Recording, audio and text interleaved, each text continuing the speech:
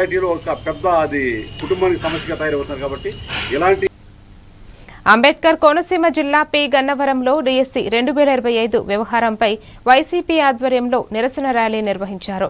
Party coordinator Srinivasarao ఆధ్వర్యంలో party కార్యాలయం నుంచి రాజశేఖర రెడ్డి విగ్రహం వరకు ర్యాలీ చేపట్టారు.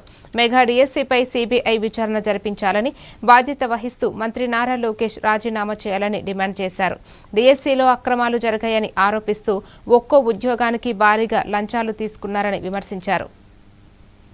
స్థాపక అధ్యక్షులు గౌరవనీయులు మాజీ ముఖ్యమంత్రి వర్యులు వైఎస్ జగన్మోహన్ రెడ్డి గారు ఇచ్చిన పిలుపు మేరకు దాని ఉద్దేశంగానే మరి మూడు రోజుల్లో మరి పి గన్నవరం మరి 3 రోడ్ల సెంటర్ లో మరి రిలే నిరాహార దీక్షలు కూడా చేయడం జరిగింది.